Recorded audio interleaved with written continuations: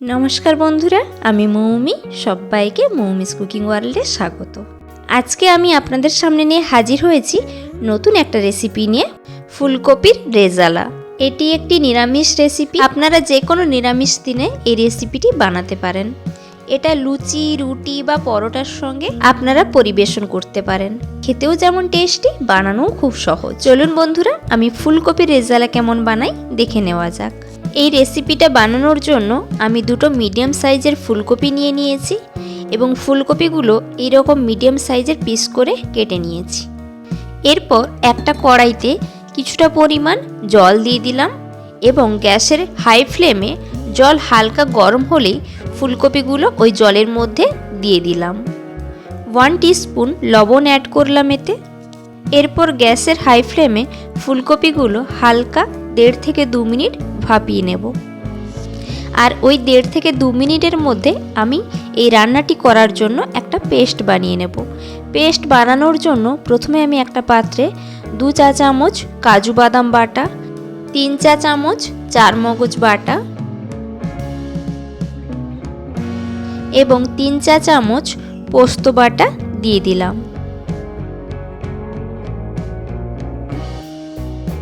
এরপর এতে কিছুটা পরিমাণ জল দিয়ে একটা পেস্ট বানিয়ে নিলাম।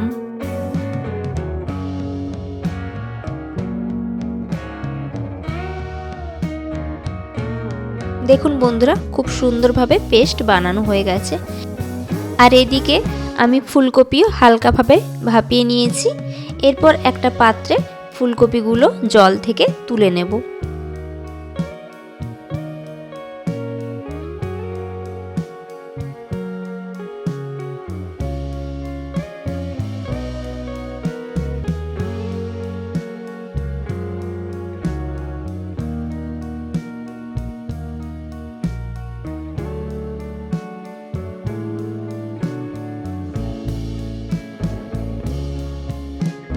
এই রান্নাটি করার জন্য আমি এখানে 1 কাপ পরিমাণ রিফাইন্ড অয়েল নিয়ে নিয়েছি।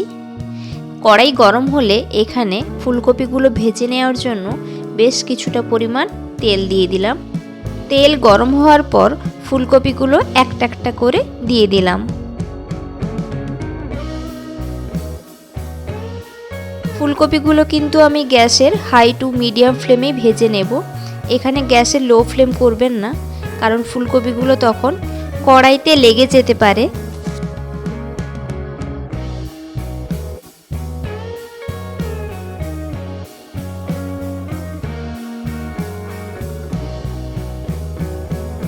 ফুলকপিগুলো ভাজা হয়ে গেছে। এরপর একটা পাত্রে এগুলোকে নিয়ে নিচ্ছি।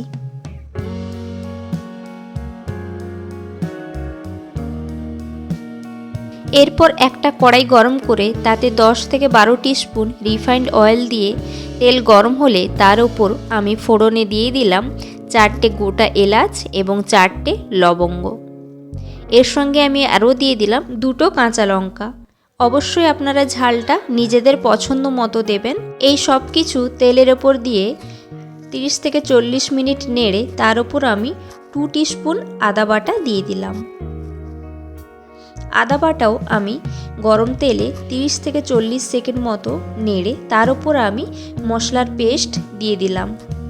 এরপর গ্যাসের হাই ফ্লেমে মশলাটি কষতে থাকবো। মশলা কষানোর জন্য আমি এখানে আরও কিছুটা পরিমাণ জল অ্যাড করলাম। এখন আমি দিয়ে দিলাম 1 টিস্পুন জিরে গুঁড়ো এবং 1 টিস্পুন ধনে গুঁড়ো। এই সব কিছুকে আমি মশলার সঙ্গে ভালো মতো মিশিয়ে নিলাম।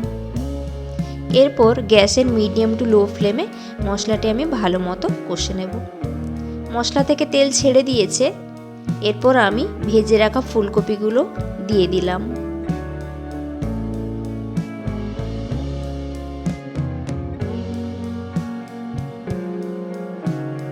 এখন আমি এর সঙ্গে অ্যাড করব কিছুটা পরিমাণ ফেটিয়ে রাখা টক দই। এই রান্নাটি করার জন্য প্রয়োজনীয় সমস্ত উপকরণের পরিমাণ আমি আমার এই ভিডিওর ডেসক্রিপশন বক্সে দিয়ে দিলাম, আপনারা চাইলে দেখে নিতে পারেন। এরপর আমি এখানে দিয়ে দিলাম পরিমাণ মতো জল। আমি এখানে ফুলকপির রেজালাটি সম্পূর্ণভাবে হোয়াইট কালার রাখার জন্য হলুদের গুঁড়ো ব্যবহার করিনি।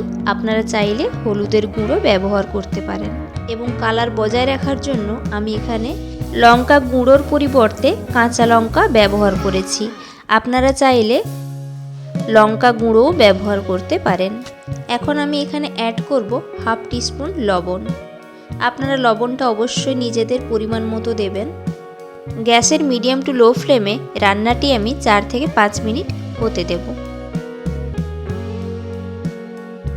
এর সঙ্গে আমি আরও অ্যাড করলাম 2 টিস্পুন চিনি। মিষ্টিটাও আপনারা নিজেদের পছন্দ মতো দিয়ে দেবেন।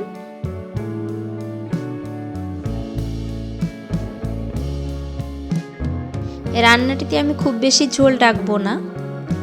এখন আমি এখানে অ্যাড করলাম 1/3 টিস্পুন ঘি। আমি এখানে গরম মশলার গুঁড়ো কোনোভাবে অ্যাড করিনি। আপনারা চাইলে গরম মশলার গুঁড়ো এই সময় এখানে দিয়ে দিতে পারেন। এরপর আমি ঘি এই রান্নার সঙ্গে ভালো মতো মিশিয়ে গ্যাসের ফ্লেমটি অফ করে দেব। দেখুন বন্ধুরা, রান্নাটি খুব সুন্দরভাবে হয়ে গেছে। আমি এখন গ্যাসের ফ্লেমটি বন্ধ করে দেব। আপনারা এই রান্নাটি শুধুমাত্র লুচি, পুরি বা পরোটার সঙ্গে নয়, পোলাও বা ফ্রাইড রাইসের সঙ্গেও পরিবেশন করতে পারেন। ফুলকপি রেজালা পরিবেশন করার জন্য এখন রেডি। আমি এখন এটাকে পরিবেশন করব। যদি আমার এই রেসিপিটা ভালো লাগে তাহলে অবশ্যই একটা লাইক, একটা কমেন্ট এবং ভিডিওটি শেয়ার করবেন। এবং যারা নতুন বন্ধু এই রেসিপিটা দেখছেন, যারা এখনও আমার চ্যানেল সাবস্ক্রাইব করেননি, তারা ফটাফট আমার চ্যানেলটি সাবস্ক্রাইব করে ফেলুন, যাতে সবার আগে আমার সমস্ত নতুন নতুন রেসিপির ভিডিও আপনাদের কাছে পৌঁছে যায়। ভালো থাকবেন, সুস্থ থাকবেন। আবারও হাজির হব নতুন কোনো রেসিপি নিয়ে। আজ এই পর্যন্ত, নমস্কার।